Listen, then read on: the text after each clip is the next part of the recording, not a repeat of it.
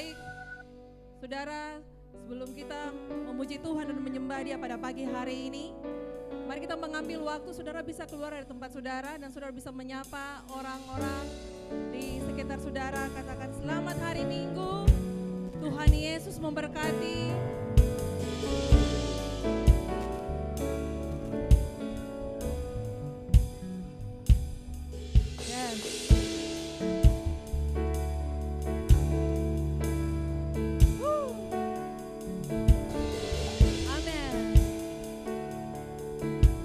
Berkata bahwa inilah hari yang dijadikan Tuhan. Berapa saudara percaya bahwa ini adalah hari yang dijadikan Tuhan? Ini bukan hanya sekedar hari Minggu, tapi ini adalah hari yang dijadikan Tuhan bagi setiap kita. Amin, amin. Mari kita berdoa dan mari kita mengangkat tangan kita, naikkan ucapan syukur kita ke hadapan Tuhan pagi hari ini. Thank you Lord, thank you Jesus. Terima kasih Tuhan untuk kasih-Mu dalam kehidupan kami. Terima kasih Engkau hadir dalam hidup kami. Engkau menjadi dasar bagi kami. Sehingga apapun yang datang dalam kehidupan kami tahu bahwa kami tidak akan pernah goyah. Karena firman-Mu yang meneguhkan kami, yang menolong kami. Untuk kami terus berjalan, mengikuti akan panggilan Engkau. Biar pagi hari ini Tuhan, hati kami meluap dengan sukacita.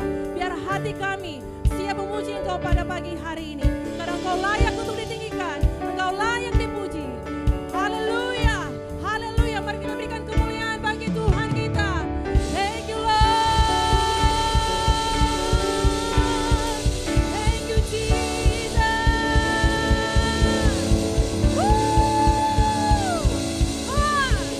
Thank you Lord. I wonder hand.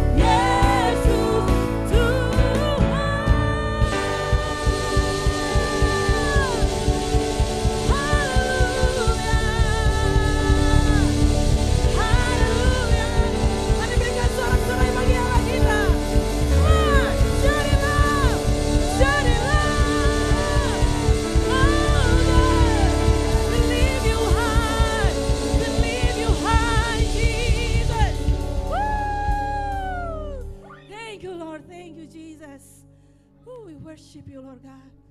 Terima kasih untuk kasih-Mu dalam hidup kami. Terima kasih Tuhan. We worship you. Biar kami mengingat akan kasih-Mu pagi hari ini Tuhan. Biar kami mengingat akan karya-Mu di atas kayu salib.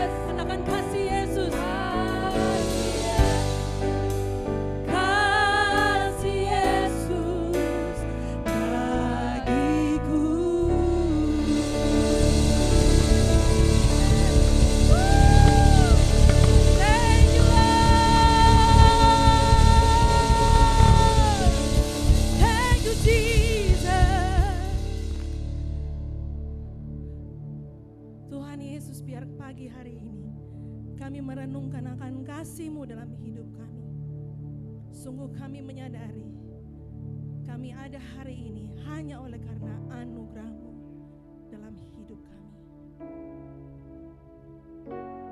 Jemaat Tuhan, biar pagi hari ini ketika kita mengambil waktu menyembah Dia, biar ini menjadi suatu refleksi bagi perjalanan iman kita. Mungkin dari kita beberapa bulan yang lalu saudara mengambil keputusan untuk mengikuti Yesus. 1 tahun yang lalu, mungkin 5 tahun yang lalu, 10, 15, bahkan 20 tahun yang lalu, saudara pernah mengambil satu keputusan untuk mengikut Dia, menyerahkan hidupmu bagi Dia. Biar hari ini ketika kita melihat bahkan mengingat bahwa betapa anugerah Tuhan bekerja dalam hidup kita. Dan hari ini bagaimana kita berbicara dan menyampaikan akan Injil itu kepada setiap orang yang membutuhkan. Ketika kita memuji dan menyembah Dia pagi hari ini, biar ini sungguh-sungguh menjadi satu pengakuan iman kita bahwa betapa besar anugerah-Mu, betapa besar anugerah Yesus Kristus bagi kita. Thank you, can do.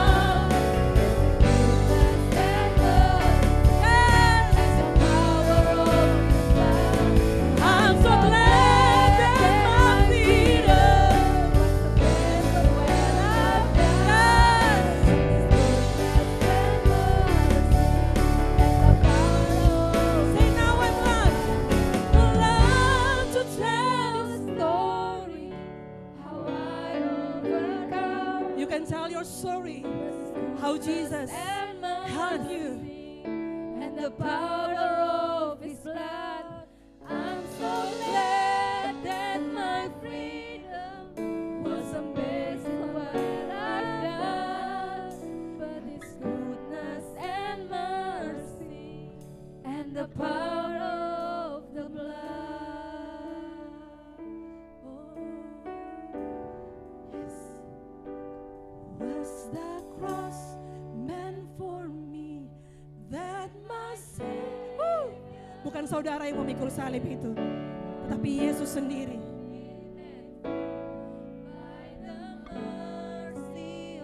Dia yang mati di dalam kubur itu supaya kita hidup hari ini. Now I stand redeemed by the mercy. Was the cross meant for me?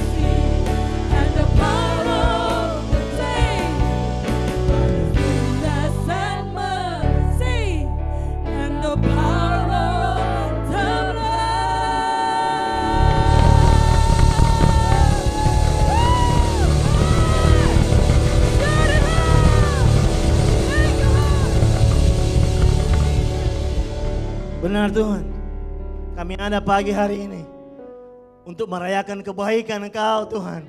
Untuk merayakan kemurahan Engkau dalam hidup kami, dalam keluarga kami, bahkan dalam gereja ini. Kami sungguh bangga memiliki Allah seperti Engkau Tuhan. Kami boleh ada seperti kami ada sekarang, bukan karena kuat dan gagah kami Tuhan, tapi oleh karena apa yang telah Kristus lakukan di atas kayu salib. Terima kasih Tuhan, terima kasih buat pengorbanan Engkau. Terima kasih buat kebaikan Engkau dalam hidup kami. Terima kasih buat rahmat Engkau, anugerah Engkau yang selalu baru setiap pagi dalam hidup kami Tuhan. Kami sungguh bersyukur. Kami sungguh bersyukur memiliki Allah seperti Engkau. Tidak ada Allah yang sama seperti Engkau Tuhan. Dan kami percayakan janji-Mu Tuhan dalam Mazmur 23 ayat 6 bahwa kebajikan dan kemurahan belaka akan mengikuti aku, akan mengikuti kami seumur hidupku, dan aku akan diam di dalam rumah Tuhan sepanjang masa. Terima kasih Tuhan, oleh karena Kristus yang telah mati bagi kami, maka kami layak dan menerima janji ini Tuhan, bahwa kebaikan Engkau, bahwa kemurahan Engkau akan mengikuti kami. Kami tidak mengejar kebaikan Engkau Tuhan, tapi kemurahan dan kebajikan Engkau yang mengejar kami, yang mengikuti kami Tuhan seumur hidup kami Tuhan. Bukan cuma 1 tahun, bukan cuma 5 tahun, bukan 10 tahun Tuhan, tapi seumur hidup kami Tuhan, sepanjang masa Tuhan, sampai kepada kekekalan. Oleh karena apa yang telah Engkau kerjakan di atas kayu salib Tuhan. Dan biar kami Tuhan, sebagai jemaat Engkau, biar kami diam dalam rumah Engkau, Kami sungguh-sungguh menikmati hubungan dengan Engkau Tuhan. Terima kasih Tuhan. Biar damai sejahtera yang melampaui segala akal diam dan tinggal dalam hidup kami, dalam keluarga kami, dalam usaha kami, bahkan dalam gereja ini Tuhan. Sampai selama-lamanya Tuhan. Oleh karena Kristus yang telah mati bagi kami. Terima kasih Tuhan. Kami sungguh bersyukur dan bersuka cita pagi hari ini Tuhan. Terima kasih Tuhan. Bahkan pagi hari ini kami berdoa buat anak-anak kami Tuhan. Bagi generasi selanjutnya Tuhan. The next generation Tuhan. Tuhan, ketika mereka belajar akan firman Engkau, biar telinga seorang murid menjadi bagian mereka Tuhan. Biar hati mereka terbuka Tuhan. Aku berdoa Tuhan, biar roh mereka terbuka untuk menerima setiap kebenaran Engkau Tuhan. Dan mereka akan hidup oleh karena kebenaran Engkau Tuhan. Dan mereka akan memerintah dalam generasi mereka Tuhan. Karena mereka melakukan kebenaran Engkau di generasi mereka Tuhan. Mereka akan percaya seperti bintang-bintang di langit Tuhan. Oleh karena Kristus yang diam dalam hati mereka Tuhan. Diberkatilah anak-anak ini Tuhan. Biar roh, tiba, tubuh dan jiwa mereka terpelihara sempurna dalam Engkau Tuhan. Di dalam nama Tuhan Yesus Kristus kami berdoa dan bersyukur. Sama-sama katakan amin, amin. Praise God. Silakan dulu Bapak Ibu.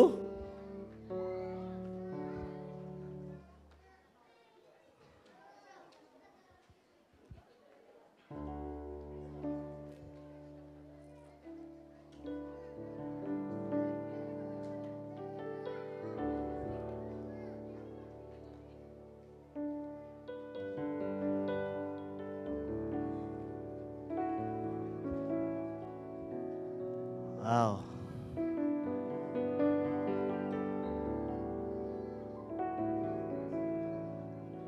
Selamat pagi Bapak Ibu Saudara sekalian. Selamat hari Minggu. Selamat hari kenikmatan bagi kita semua. Saya atas nama Gembala dan tim pimpinan menyambut Bapak Ibu Saudara sekalian dalam kebaktian Gereja F Nation Manado.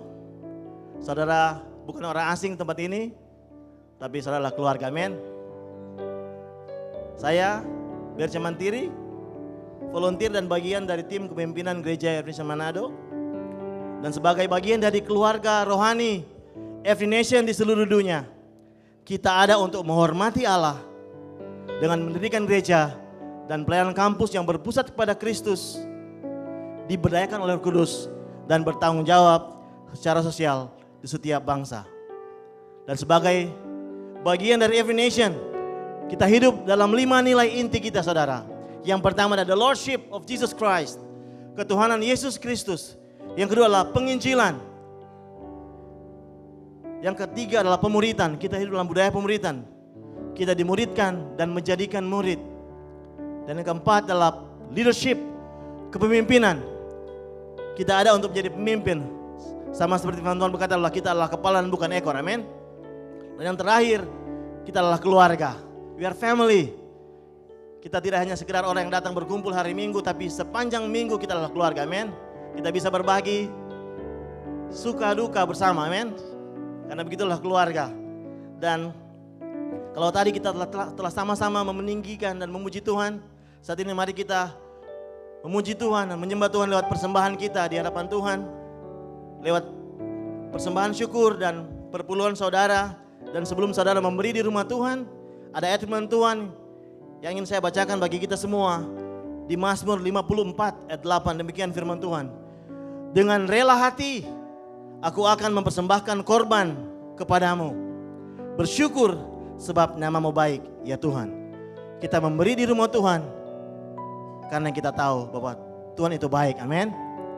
Mari kita memberi dengan penuh rasa syukur dan rela hati. Mari kita berdoa.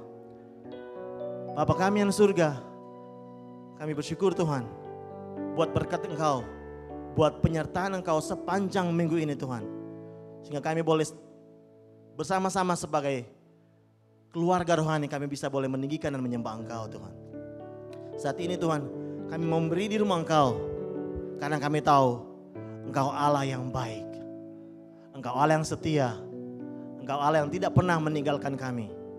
Tuhan, biar kami memberi Tuhan di rumah Engkau lewat persembahan kami, lewat persepuluhan kami, dengan rasa syukur, dengan penuh kerelaan hati Tuhan. Karena kami tahu Engkau Allah yang terus menjadi penyedia bagi kami. Jehovah Jireh bagi kami. Menyediakan setiap segala sesuatu yang kami perlukan. Oleh karena Engkau baik. Terima kasih Tuhan. Kami siap memberi di rumah Engkau Tuhan. Di dalam nama Tuhan Yesus Kristus. Yang sudah siap memberi, sama-sama katakan. Amin. Selamat memberi saudara. Saudara dapat memberi secara tunai maupun non tunai lewat akun gereja yang ada di depan. Sementara Bapak Ibu Saudara memberi, ada beberapa pengumuman penting bagi kita sepanjang minggu ini. Yang pertama adalah live group. Saya mengajak bagi kita semua untuk terlibat dalam live group saudara. Di mana kita sama-sama dapat bertumbuh bersama, mengenal Tuhan bersama. Membagikan hidup kita bersama, dibangun bersama, dikuatkan bersama. Untuk sama-sama kita mencapai tujuan Tuhan dalam hidup kita. Ada live group keluarga, ada live group mahasiswa, ada live group remaja, ada grup preteens. Mari kita bergabung bersama-sama dalam live group dan kita bertumbuh bersama. Bagi saudara yang ingin info lebih lanjut mengenai live group, dapat menghubungi Bapak Calvin ataupun staf gereja. Ada saudari Yulia, saudara Brian maupun saudari Dina. Dan yang kedua, pertemuan doa online. Pertemuan doa online ini diadakan setiap hari Jumat jam 7:30 malam via Zoom. Mari saudara kita berdoa bersama. Sama seperti yang dikatakan oleh D.L. Moody. Bahwa every great movement can be traced to a kneeling person. Setiap kegerakan yang luar biasa dapat dilihat dari setiap lutut-lutut yang berdoa. Oleh karena itu saya dorong mari kita untuk berdoa bersama. Kita berdoa bagi bangsa ini, kita berdoa bagi daerah kita, Sulawesi Utara, kita berdoa bahkan bagi kota kita, Manado, Banbagan, Minahasa Utara yang menjadi perintisan dari Evangelisation Manado. Amin. Jam 7:30 malam setiap Jumat. Demikian pengumuman kita bagi untuk sepanjang minggu ini. Saudara siap untuk firman Tuhan? Kurang keras. Saudara siap untuk firman Tuhan? Kita sambut berbicara kita pagi hari ini, Pastor Rivo Ferdian Argo Kakunsi.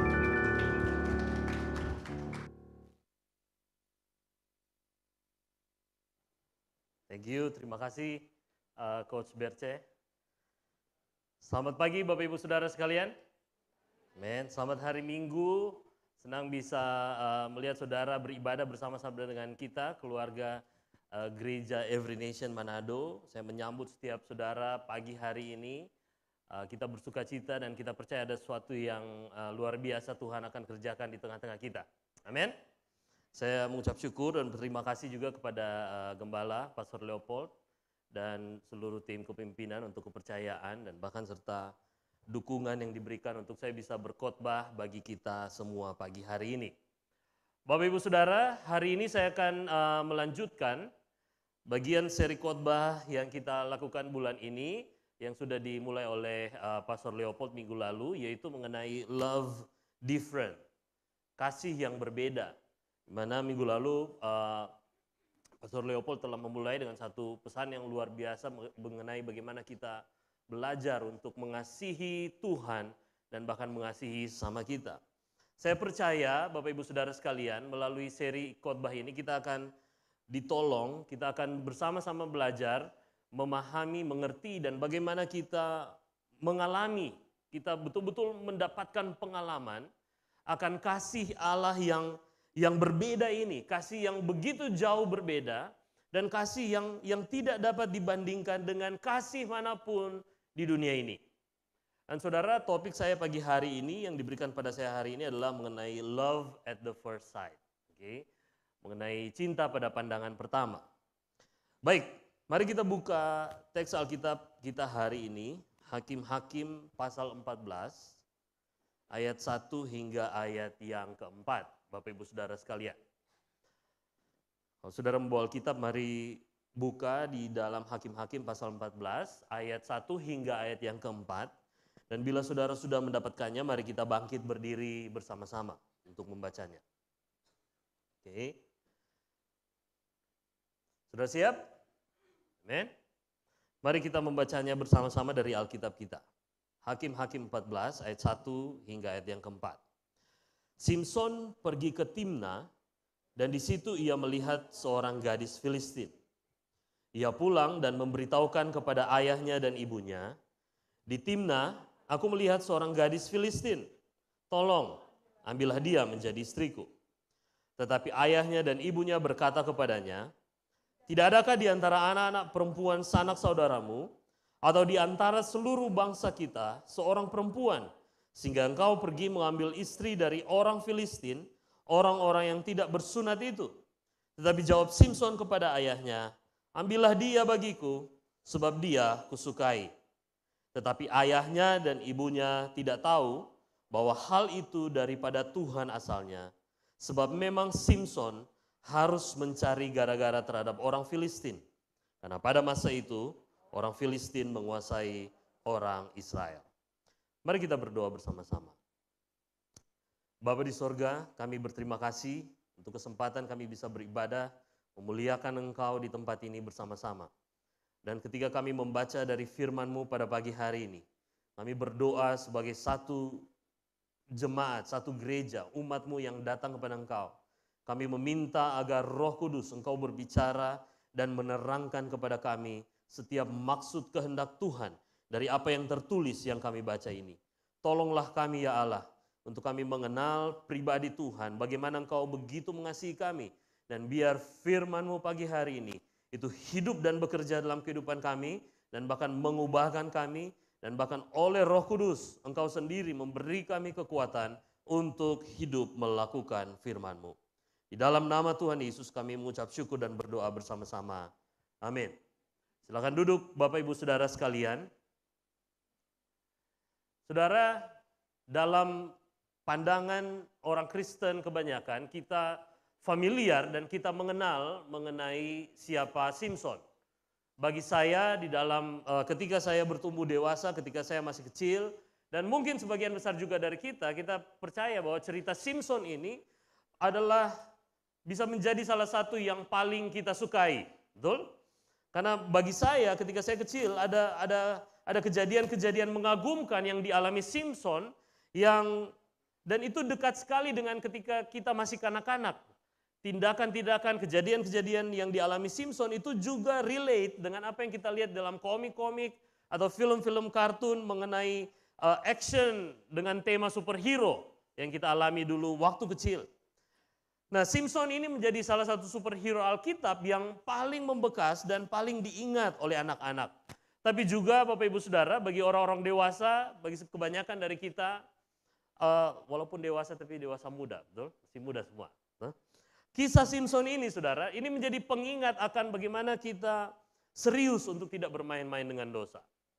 Namun Bapak Ibu Saudara, siapa Simson sebenarnya dan apa masalahnya? Apa yang kita lihat hari ini dalam teks kita? Ada satu hal yang sangat jelas dari Simson yang penting untuk kita perhatikan. Bahkan banyak ahli-ahli Alkitab memberikan pandangan bahwa Simson ini seorang yang kuat secara fisik tetapi lemah secara moral. Dia kuat dalam hal jasmani tetapi dia lemah dalam moralnya.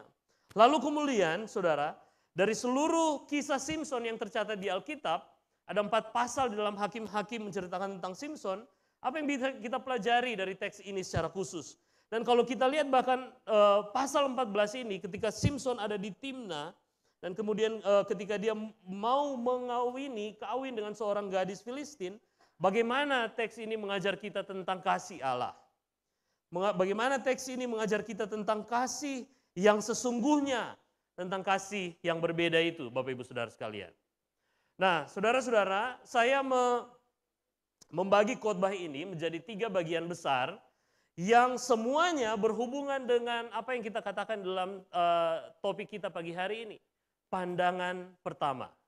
Semuanya berhubungan dengan momen-momen awal, dalam tanda kutip pandangan pertama, dari perjalanan Simson sebagai hakim yang dipilih oleh Allah. Yang pertama Bapak Ibu Saudara, berbicara mengenai cinta pada pandangan pertama. Dalam hal ini saudara, subjeknya adalah Allah. Subjek dari cinta pada pandangan pertama itu adalah Allah. Nah kita lihat siapa sebenarnya Simson. Di dalam Hakim-Hakim 13, kalau saudara punya waktu dan menelusurinya kembali, kita lihat asal-usul Simson di sana. Bagaimana sebenarnya keadaan orang Israel ketika kemudian Simson hadir di dalam seluruh bagian besar dari Alkitab. Ayat 1 mengatakan, firman Tuhan mengatakan bahwa orang Israel saat itu melakukan apa? Mereka melakukan apa yang jahat di mata Tuhan. Sebab itu Tuhan menyerahkan mereka kemana? Ke dalam tangan orang Filistin 40 tahun lamanya. Saudara, sebelum Simson lahir, orang Israel berada di dalam masa yang sulit. Mereka masuk di dalam tanah perjanjian, tapi karena mereka tidak setia kepada Allah, maka mereka kemudian dijajah oleh orang Filistin. Oke? Keadaan yang begitu sulit. Tetapi kemudian ayat 2 mengatakan, pada waktu itu ada seorang dari mana saudara? Dari Zora. Dari keturunan orang Dan. Namanya Manoah. Istrinya mandul dan tidak beranak. Lalu kemudian dari keadaan yang jahat itu, di tengah keadaan yang jahat itu, Alkitab mengatakan, tiba-tiba ada seorang yang bernama siapa? Manoah. Apa yang istimewa dari Manoah, saudara? Tidak ada. Tidak ada yang spesial dari dia. Dia berasal dari suku Dan, keturunan orang Dan. Bahkan bukan keistimewaan, tapi sebuah keburukan yang ada di sana. Dan apa itu, saudara? Kemandulan. Kemandulan dari istrinya. Dia tidak memiliki keturunan. Lalu ayat yang ketiga mengatakan, dan malaikat Tuhan menampakkan diri kepada siapa? Kepada perempuan itu dan berfirman kepadanya demikian. Memang engkau mandul, tidak beranak, tetapi engkau akan mengandung dan melahirkan seorang anak laki-laki. Saudara, wow, betul?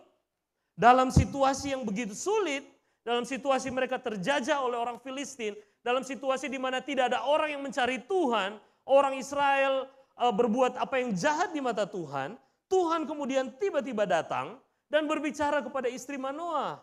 Ayat 4 dan 5 dikatakan, oleh sebab itu hai engkau istri Manoah, dikatakan peliharalah dirimu, jangan minum anggur atau minuman yang memabukkan, dan jangan makan sesuatu yang haram, sebab engkau akan mengandung dan melahirkan seorang anak laki-laki. Kepalanya tak akan kena pisau cukur, sebab sejak dari kandungan ibunya, anak itu akan menjadi apa? Seorang nazir Allah. Dan dengan dia akan mulai penyelamatan orang Israel dari tangan orang Filistin. Dengar baik Bapak Ibu, tidak ada yang istimewa dari Manoah. Tidak ada yang istimewa. Dia bukan siapa-siapa, asalnya dari suku Dan, tidak ada yang spesial. Tetapi Allah datang dan memberikan apa yang mungkin selama ini dia inginkan, apa yang dia rindukan selama ini, yaitu apa? Seorang anak. Dan anak itu, Bapak Ibu Saudara, firman Tuhan katakan apa? Bukan anak yang biasa. Anak itu akan menjadi apa? Seorang nazir Allah. Dalam Bilangan 6, Bapak Ibu Saudara, dikatakan bahwa nazir Allah itu adalah orang-orang yang mengkhususkan dirinya bagi Tuhan, mengkhususkan waktu dalam hidupnya hanya untuk mencari Tuhan, mengenal Tuhan, dan bahkan Tuhan mengatakan, kalau kamu mau mengkhususkan dirimu, apa tema kita tahun ini Bapak Saudara? Set apart. Kira-kira seperti itu, orang-orang yang memutuskan untuk memberikan sejumlah waktu mereka, beberapa tahun, beberapa masa kepada Tuhan. Tuhan bilang, oke, aku tidak mengundang engkau untuk menjadi nazir. Tapi kalau itu datang dari hatimu, maka ini yang menjadi perjanjiannya. Ini yang menjadi tanda perjanjiannya. Yaitu ada 3 Bapak Ibu Saudara. Orang yang menjadi nazir Allah tidak boleh makan atau tidak boleh minum apapun yang berasal dari anggur. Lalu yang kedua, orang yang menjadi nazir Allah tidak boleh tidak boleh menyentuh apa yang najis, mayat atau bangkai manusia atau apapun yang sehubungan dengan itu. Dan yang ketiga, orang yang menjadi nazir Allah, kepalanya tidak boleh kena pisau cukur sebagai tanda dari luar bahwa dia mengkhususkan dirinya bagi Allah. Tapi apa yang menarik di sini Bapak Ibu Saudara, kalau kita perhatikan, nazir Allah pada dasarnya adalah sebuah tindakan sukarela dari orang Israel untuk memberikan hidupnya kepada Tuhan. Tetapi berbeda dengan Simson. Ada 3 hal yang unik dari status Simson sebagai nazir Allah. Bahwa pertama Bapak Ibu Saudara, Simson menjadi nazir Allah bukan keputusannya dia. Bukan tindakan sukarela dari Simson, tetapi apa? tindakan yang sudah ditetapkan Allah sejak ia bahkan masih berada dalam kandungan. Jadi status Simson sebagai nazir bukan dari dirinya, tetapi dari siapa? Dari Tuhan. Itu sebuah pemberian yang spesial dari Tuhan. Yang kedua, yang unik mengenai status Simson adalah biasanya orang menjadi nazir Allah untuk kurun waktu tertentu. Entahkah 3 tahun, 5 tahun, atau 10 tahun dalam hidupnya dia berikan kepada Tuhan. Tetapi Simson, firman Tuhan katakan, sejak dari kandungan ibunya, seumur hidupnya, dia akan menjadi seorang nazir Allah. Jadi Simson tidak punya batas waktu untuk menjadi nazir Allah. Dia seorang yang spesial. Tetapi sebenarnya saudara, ada satu hal yang unik. Yang ketiga yang sangat menyedihkan. Yaitu, Simson melanggar semua janji. Melanggar semua kesepakatan yang diharuskan bagi seorang nazir Allah. Apa yang bisa kita lihat di sini Bapak Ibu Saudara? Saya mau katakan bahwa sejak awal Tuhan telah memilih untuk mengasihi Israel. Amin. Sejak awal Allah telah menetapkan untuk tidak melanggar ikat janjinya kepada Israel, sekalipun Israel berbuat jahat di hadapannya. Sekalipun mereka berbuat apa yang menyakitkan hati Tuhan, tetapi Tuhan tetap setia kepada ikat janjinya kepada Abraham, dan dia tetap menjalankan misi penyelamatannya kepada Israel. Dan dari kemurahannya yang begitu besar, dari kasihnya, dari cintanya yang begitu besar kepada Israel, kepada umat yang dia kasihi tanpa syarat itu Bapak Ibu Saudara, dia memilih dan dia menetapkan Simson menjadi seseorang yang khusus untuk menyatakan keselamatan dari Allah kepada Israel. Faktanya Bapak Ibu Saudara, Simson adalah hakim terakhir yang dicatat dalam kitab Hakim-Hakim. Saya mau katakan ini Bapak Ibu Saudara. Pandangan pertama Allah kepada Simson lahir dari kasihnya. Lahir dari kerinduannya untuk menyelamatkan umatnya. Yang kedua, bagian yang besar yang kedua dari khotbah ini adalah bicara bagi saya mengenai nafsu pada pandangan pertama yang subjeknya adalah Simson. Kalau tadi kita bicara apa? Cinta pada pandangan pertama, subjeknya siapa Bapak Ibu Saudara? Allah. Tapi kali ini nafsu pada pandangan pertama dari Simson.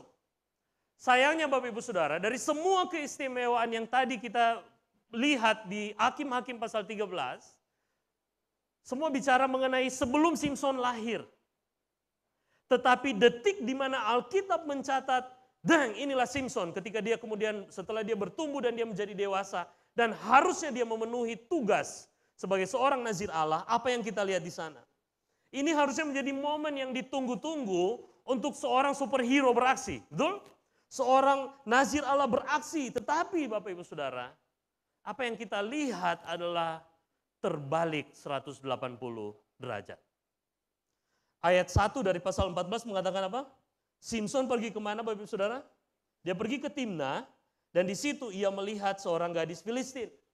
Timna ini adalah kota tepat di perbatasan dari wilayah yang ditinggali oleh suku Dan. Simson bagian dari suku Dan. Perkemahan mereka tepat berbatasan dengan kawasan yang kemudian dikuasai oleh orang Filistin. Jadi kira-kira kalau perkemahan suku Dan itu di Manado, maka Timna itu adalah tepat di Tugu Boboca.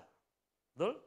Timna itu di situ. Begitu keluar dari itu sudah masuk wilayah perkemahan orang Filistin. Wilayah yang dikuasai oleh orang Filistin. Itu berarti apa Bapak Ibu Saudara? Ketika Simson pergi ke Timna, harusnya apa yang dia lakukan? Harusnya apa yang dia lakukan? Harusnya dia mulai berhadapan dengan orang Filistin. Betul? Harusnya dia mulai melakukan sesuatu terhadap orang Filistin. Tetapi Alkitab mencatat ketika dia pergi ke Timna, pandangan pertamanya justru apa? Jatuh kepada seorang gadis Filistin. Ayat 2 mengatakan, ia pulang dan memberitahukan kepada ayahnya. Dia tiba di mana? Di Timna, di daerah misi yang diberikan kepada dia. Betul? Dia tiba di sana, harusnya dia lanjut, tetapi kemudian dia pulang dan kembali ayah ibu saya minta apa? Kawin. Dia minta untuk dikawinkan dengan gadis Filistin. Justru dia pulang dan meminta sesuatu yang sangat keliru. Kekeliruan pertama Simson, Bapak Ibu Saudara, adalah dia meminta istri. Kenapa keliru meminta istri? Karena adab atau kehidupan budaya pada saat itu, bahkan bagi orang Yahudi sekalipun, orang Israel sekalipun, untuk sebuah pernikahan itu diatur oleh orang tua. Dipilih oleh orang tua. Dipilih yang terbaik dari kaum keluarga untuk dinikahkan dengan anak-anaknya. Supaya apa? Untuk menjamin supaya keturunan mereka keturunan yang terbaik. Itu yang pertama. Lalu kekeliruan Simson yang kedua yang fatal adalah dia minta untuk dinikahkan dengan siapa? Dengan seorang gadis Filistin. Dengar baik Bapak Ibu Saudara, jangankan kawin dengan orang Filistin. Bergaul dengan mereka pun Tuhan tidak memperkenankan orang Israel untuk hidup bersama-sama dengan mereka. Kenapa? Karena justru mereka, orang Israel, bangsa Israel adalah alat penghakiman Allah bagi kejahatan orang Filistin. Jadi, apa yang terjadi saudara? Masalah pernikahan Simson bukanlah sesuatu yang sekedar mengenai hubungan atau mengenai rasialisme. Tetapi pernikahan Simson adalah sebuah masalah spiritual. Amin. Lalu ayat 4, ayat 3 mengatakan begini Bapak Ibu Saudara. Ayah dan ibunya berkata kepadanya apa? Tidak adakah di antara anak-anak perempuan sanak saudaramu atau di antara seluruh bangsa kita? Tidak adakah orang Israel atau tidak adakah perempuan dari suku Dan yang engkau sukai untuk dikawini ketimbang engkau mengambil apa? Engkau mengambil istri dari orang Filistin, orang-orang yang tidak bersunat itu. Tapi jawab Simson kepada ayahnya, kedua kalinya dia berkata apa?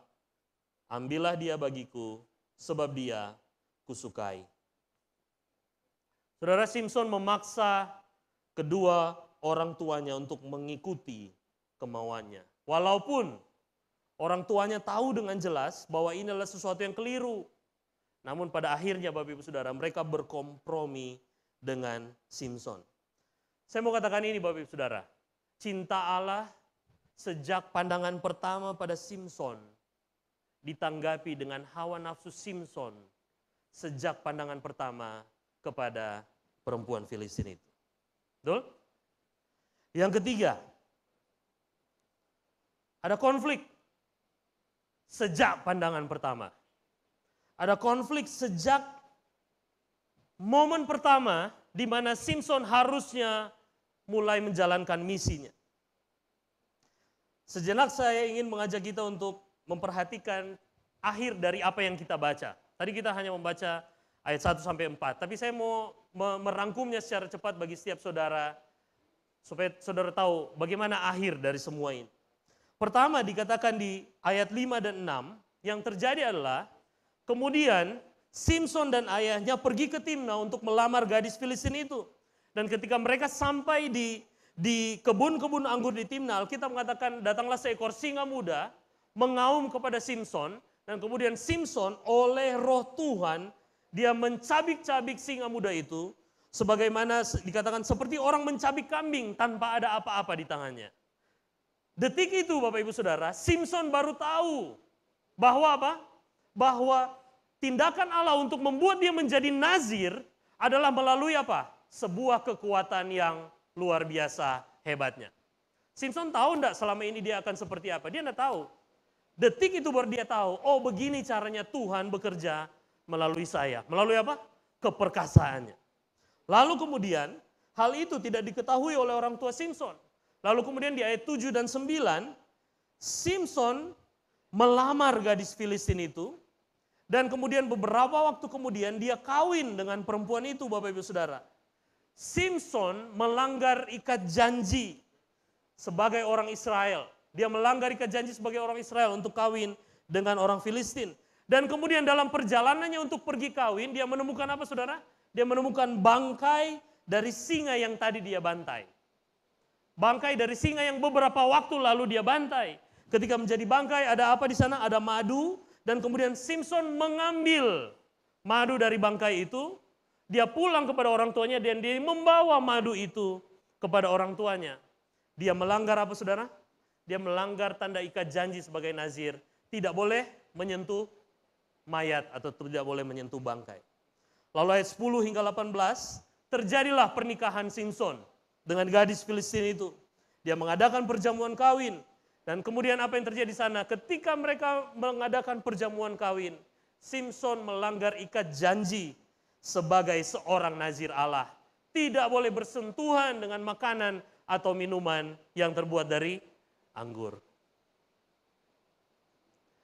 Lalu dalam pesta itu Bapak Ibu Saudara, Simson melemparkan sebuah teka-teki. Tujuannya apa? Dia mau bertaruh, dia mau gambling, dia mau menunjukkan kehebatannya kepada orang-orang Filistin saat itu. Dan benar, teka-teki yang dia lemparkan tidak bisa dijawab oleh 30 orang Filistin yang hadir, yang menjadi pendampingnya dalam pernikahan. Tetapi kemudian orang-orang Filistin mereka membujuk istri dari Simson untuk memberitahukan jawabannya. Simson yang akhirnya tidak tahan akan rengekan istrinya, dia kemudian memberitahukan jawaban kepada istrinya. Dan akhirnya Bapak Ibu Saudara, Simson kalah dalam pertaruhan itu. Dan dia harus memberikan 30 pakaian, di Alkitab katakan pakaian lenan, itu bicara pakaian dalam sebenarnya. 30 pakaian kebesaran dan 30 pakaian lenan. Artinya Bapak Ibu Saudara, Simson menantang mereka, kamu berani enggak, kamu bisa enggak bunuh 30 orang dan berikan kehormatannya kepadaku. Tapi Simson kalah dalam pertaruhan itu. Dan kelemahan Simson Bapak Ibu Saudara terlihat jelas. Dia mengikuti hawa nafsunya, dia tertipu oleh hawa nafsunya, dan dia marah karena hawa nafsunya sendiri. Dan bagian keempat, akhir dari apa yang kita baca adalah Simson marah karena istrinya telah menipu dia. Tetapi kemudian, perhatikan saudara, roh Tuhan berkuasa atas Simson, lalu dia pergi ke Askelon. Askelon itu dari Timna kira-kira jaraknya 50-60 kilometer. Bayangkan dari pesta itu dia pergi sejauh 60 kilometer dan dia menghabisi 30 orang Filistin, mengambil seluruh pakaian mereka dan membayar kekalahan taruhannya Bapak Ibu Saudara. Apa yang penting? Apa yang penting dari semua konflik yang dialami Simson di sini? By the way, Bapak Ibu Saudara bisa mendengarkan suara saya walaupun hujan? Oke? Apa yang penting Saudara? Bahwa sejak awal Tuhan sebenarnya, tadi saya katakan, Tuhan menunjukkan, Tuhan memberikan konfirmasi kepada Simson bagaimana dia akan bekerja melalui Simson, yaitu melalui kekuatan dan keperkasaan yang istimewa. Tetapi saudara, Simson terus-menerus berkutat dengan hawa nafsunya, dia memaksakan semua kehendaknya, bahkan dia melanggar ikat janji sebagai seorang nazir Allah. Dan dari kesombongannya, karena dia tahu dia memiliki kekuatan dan keperkasaan yang istimewa, dia akhirnya tertipu oleh istrinya sendiri Bapak Ibu Saudara. Namun, perhatikan, roh Allah bekerja sekali lagi sehingga Simson bisa membunuh 30 orang Filistin. Sekalipun karena konflik taruhan dan kekecewaan, namun Allah menuntun dia pada misi yang seharusnya dia lakukan. Saudara bisa ikuti sampai sini?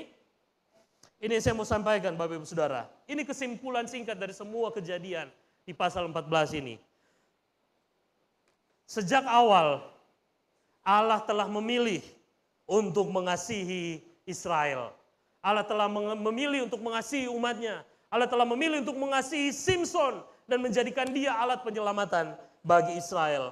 Namun saudara, Simson tidak mengindahkan kasih, tidak mengindahkan anugerah, tidak mengindahkan pilihan Allah tersebut, tidak mengindahkan sesuatu yang spesial yang Tuhan berikan. Dia memilih untuk mengikuti hawa nafsunya yang justru menghancurkan dirinya sendiri. Cinta Allah sejak pandangan pertama bertemu dengan hawa nafsu Simson sejak pandangan pertama Bapak Ibu Saudara. Tetapi kalau kita perhatikan satu ayat yang belum saya bahas dari apa yang kita baca hari ini. Ayat 4 dikatakan begini saudara. Ayahnya dan ibunya tidak tahu bahwa hal itu apa? Daripada Tuhan asalnya. Katakan sama-sama. Hal itu daripada Tuhan asalnya. Apa maksudnya saudara? Apa yang berasal dari Tuhan? Apakah keinginan Simson untuk menikahi gadis Filistin berasal dari Tuhan? Kalau demikian, berarti Allah adalah sumber hawa nafsu Simson. Kalau logikanya demikian. Betul? Tetapi saudara, jawabannya tidak. Karena di bagian Alkitab yang lain, di dalam perjanjian baru, surat Yakobus mengatakan apa? Allah tidak mencobai siapapun. Betul? Apa yang jahat dalam hati manusia tidak datang dari Allah. Setiap orang justru apa? Dicobai oleh keinginannya sendiri yang kemudian berbuah menjadi dosa. Betul? Tetapi apa yang Alkitab maksudkan di sini, hal itu daripada Tuhan asalnya adalah ini saudara. Dalam keberdosaan Simson, Allah tetap bekerja untuk mengerjakan, untuk memenuhi keselamatan bagi orang Israel. Saya mau kita merenungkan satu poin sederhana ini, bahwa dalam keberdosaan setiap kita, dalam keberdosaan saudara dan saya, hingga hari ini Allah sanggup untuk bekerja untuk menyelamatkan kehidupan kita. Sejak awal saya katakan, Allah telah memilih untuk mengasihi umatnya, Allah memilih untuk menyelamatkan umatnya. Namun kemudian kejahatan dalam hati manusia mencoba mengingkari dan melupakan semua kasih sayang yang Allah berikan. Kasih, pilihan, ikat janji, keistimewaan yang Tuhan berikan justru dihianati oleh Simson. Dan berapa dari Bapak Ibu Saudara pagi hari ini tahu bahwa itu sama persis dengan keadaan hati saudara dan saya. Amin. Kalau kita mau melihat diri kita secara jujur Bapak Ibu Saudara, tidak ada satupun dari diri kita yang sanggup untuk memenuhi ikat janji, perjanjian, covenant dengan Allah. Tidak ada satupun saudara. Mengapa? Karena oleh dosa kita berada dalam satu keadaan yang dinamakan total depravity. Kebobrokan total manusia. Apa itu kebobrokan total saudara? Saya mau menyajikan secara cepat. Millard Erickson, seorang ahli teologi, dia menuliskan seperti ini Bapak Ibu Saudara. Kebobrokan total itu bukan berarti orang yang berdosa itu berdosa seburuk-buruknya. Saudara pikir saudara pernah berbuat dosa seburuk-buruknya? Apa perbuatan dosa seburuk-buruknya yang saudara pernah lakukan? Silakan buat daftar. Tetapi bukan itu kebobrokan total. Erickson juga mengatakan, kebobrokan total manusia bukan berarti bahwa orang berdosa itu melakukan segala macam bentuk dosa yang mungkin dilakukan. Berapa dari saudara pernah merasa bahwa saudara orang paling berdosa karena saudara mungkin masa lalunya seperti saya. Semua jenis dosa pernah saudara kecap. Berapa dari saudara pernah merasa begitu? Erickson mengatakan bukan itu. Lalu apa kebobrokan total itu? Selanjutnya dia mengatakan begini, kebobrokan total berarti bahwa ketika orang yang belum lahir kembali melakukan perbuatan baik, dia tidak bicara mengenai perbuatan dosa Bapak Ibu Saudara.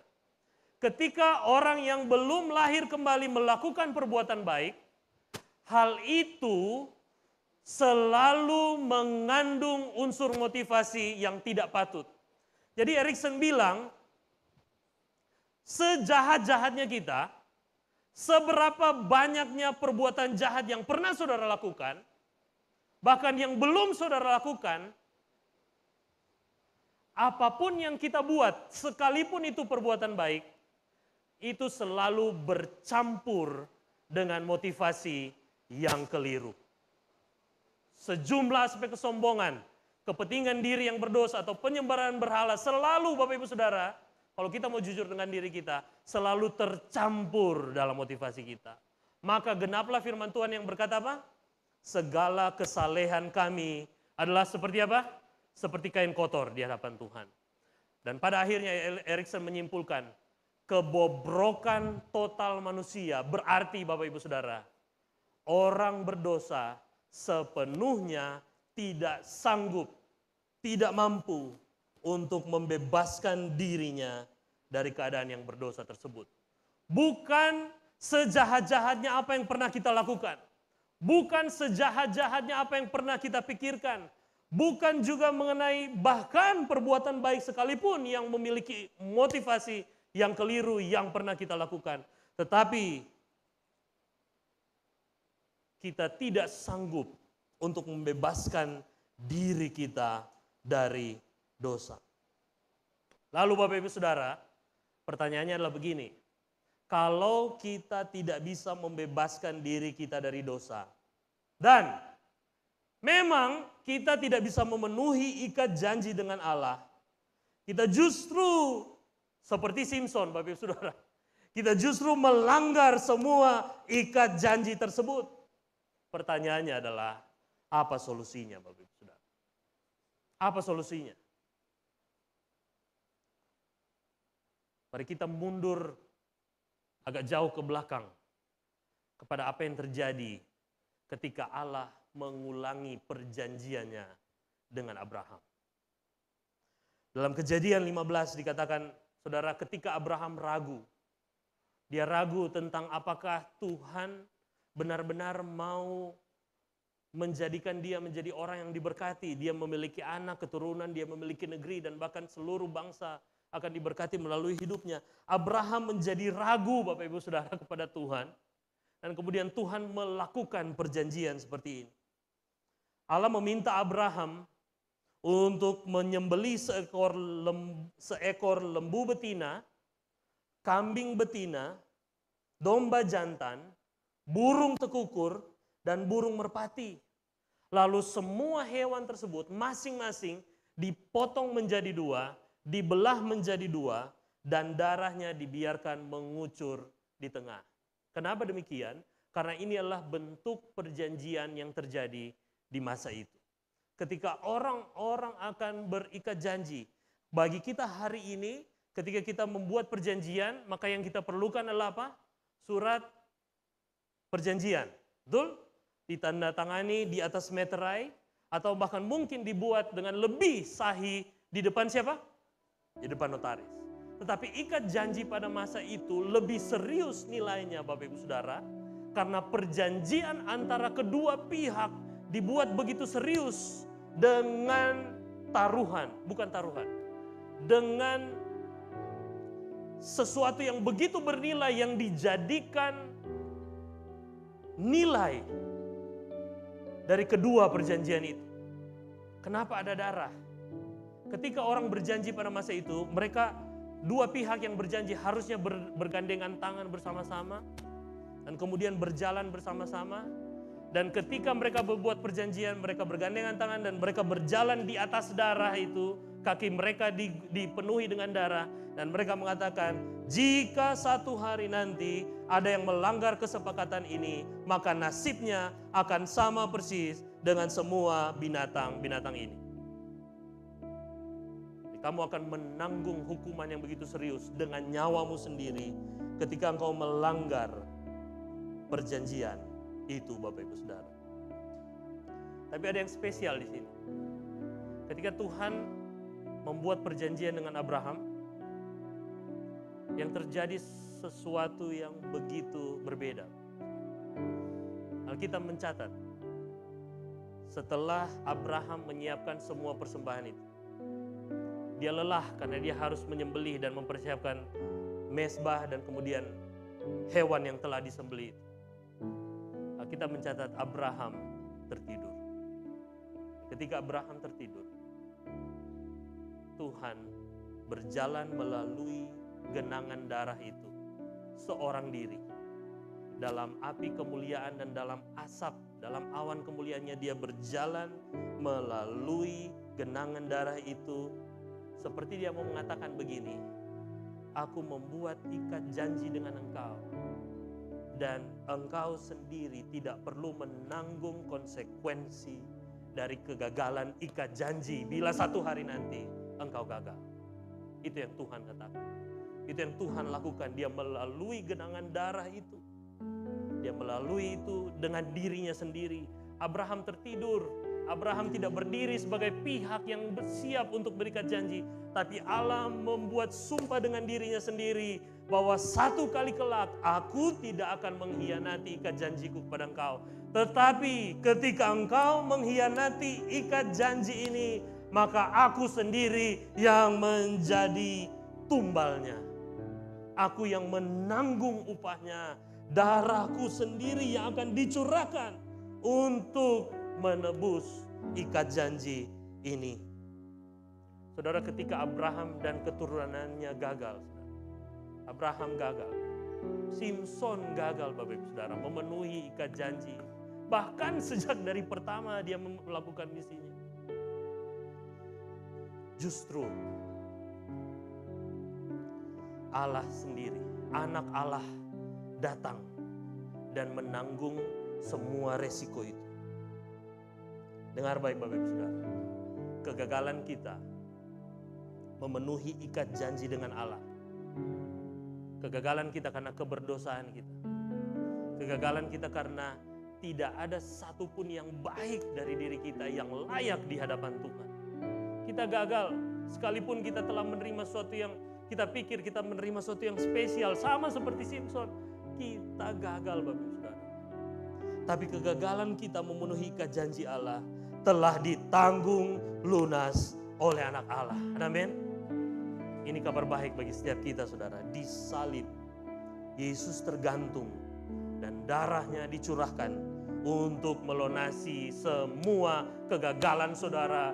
Semua kegagalan kita berjanji di hadapan Tuhan. Tuhan, aku mau hidup lebih baik tahun ini. Tuhan, aku mau memberikan semua apa yang ada dalam diriku kepada Tuhan.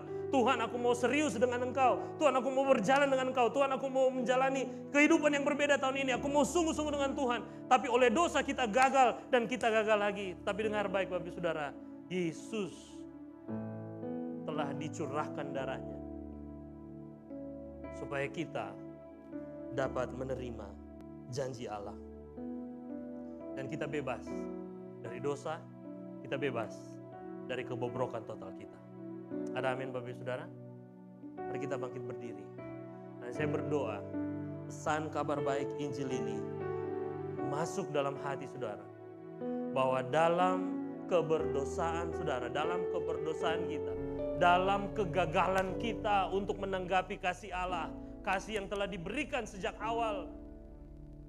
Dan ketika kita mencoba, kita gagal, kita mengkhianati kasih, kita melupakan Dia. Tapi dalam kegagalan kita, Dia menanggung dan Dia membayar lunas ikat janji itu. Sehingga saudara, dengar baik Bapak Saudara, cinta Allah sejak pandangan pertama kepada kita sampai hari ini dapat saudara dan saya nikmati. Amin. Apakah engkau berbeban berat? Apakah engkau terhimpit? Apakah engkau mungkin dikecewakan oleh keadaan, oleh Tuhan, oleh apapun yang mungkin sepertinya gagal bagi engkau? Dengar baik, kasih Allah yang setelah diberikannya sejak awal, sejak bahkan sebelum kita tahu apa kehidupan ini, kasihnya itu menjadi nyata bagi kita. Sehingga saudara, akhirnya kita dapat berkata, karena pengorbanan Yesus, kasih Allah yang melampaui dosa itu menjadi nyata bagi setiap saudara dan saya. Amen. Dan karena pengorbanan Yesus, ini pesan saya saudara, kita tidak lagi tunduk pada hawa nafsu, pada keinginan kita sendiri, pada kebanggaan kita, melainkan Bapak Ibu Saudara, kita dapat berkata, Roh Kudus bekerjalah penuh di dalam keberdosaan Simpson, Roh Allah bekerja secara luar biasa. Betapa hebatnya ketika kita sekarang yang dimerdekakan dalam Kristus, kita dapat berkata, Roh Kudus bekerjalah penuh di dalamku, agar hidupku membawa kemuliaan bagi nama Tuhan. Amin.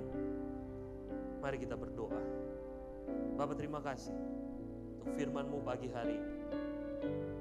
Biar ini menjadi waktu yang baik untuk kami datang kepada Tuhan.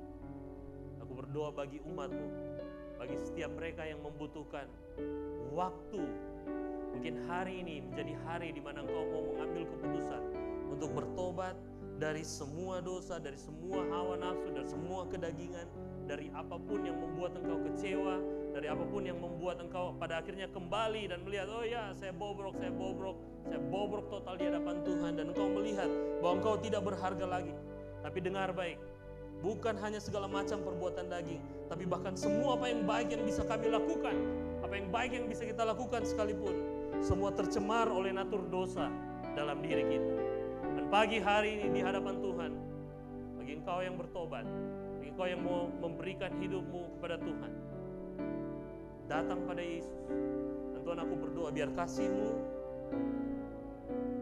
memulihkan, biar kasih-Mu penuh dan nyata bagi setiap kami pagi hari ini.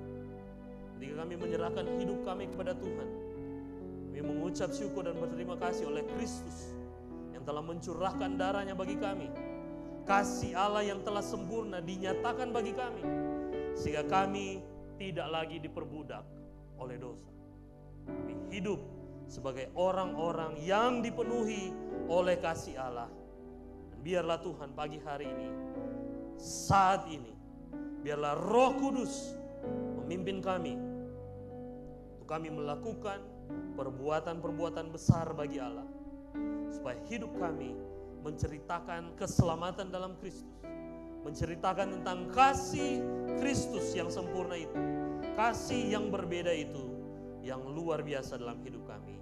Di dalam nama Tuhan Yesus kami bersyukur dan berdoa. Amin dan amin. Mari kita menyembah.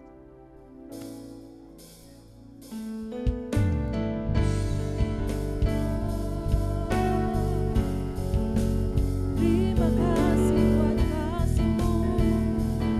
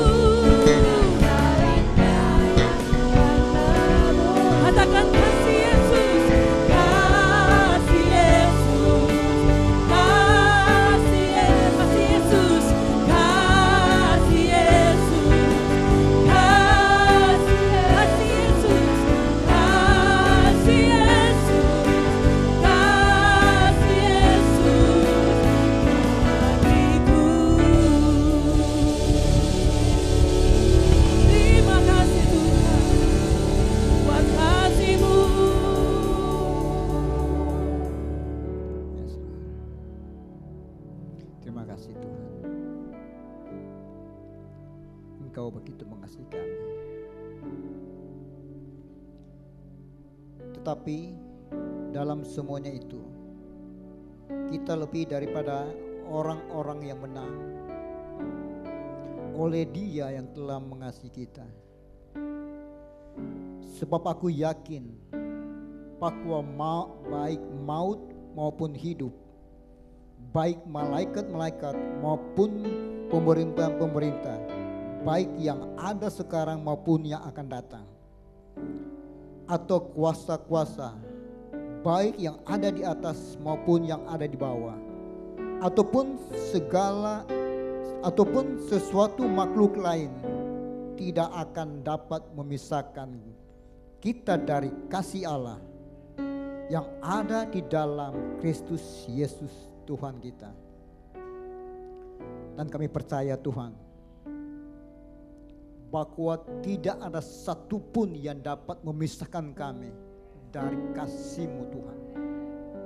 Sekalipun kami dalam keadaan lemah, di dalam keadaan berdosa Tuhan, Engkau datang untuk membuat kami insaf Tuhan. Karena Engkau begitu mengasihi kami, bahkan Engkau rela mati bagi kami. Engkau rela menggantikan kami Tuhan dari segala hukuman yang akan kami terima. Engkau menanggung itu Tuhan. Kami sangat bersyukur Tuhan buat apa yang Engkau kerjakan dalam hidup kami ini Tuhan. Terpujilah Engkau Tuhan. Aku berdoa di saat ini Tuhan, berikanlah kami kekuatan untuk kami menghargai akan kasih-Mu Tuhan di dalam hidup ini, sehingga apa yang Engkau telah kerjakan di dalam hidup kami ini Tuhan, kami dapat memuliakan Engkau. Pada waktu kami bekerja, pada waktu kami ada di kampus, pada waktu kami berada di dalam keluarga, pada waktu kami berada dalam bermasyarakat Tuhan, kasih-Mu Tuhan akan terpancar dalam kehidupan kami ini Tuhan.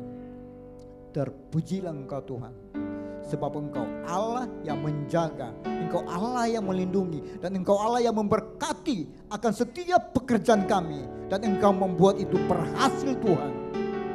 Terpujilah Engkau Tuhan. Terima kasih Tuhan, terima kasih buat apa Engkau kerjakan atas hidup kami, sebab kami tahu segala yang baik Engkau akan berikan kepada kami, dan kami pulang di dalam sukacita, di dalam kedamaian, di dalam damai sejahtera menyertai kami, sehingga kami tiba di rumah kami dengan tidak kurang satu apapun. Di dalam nama Yesus, amin.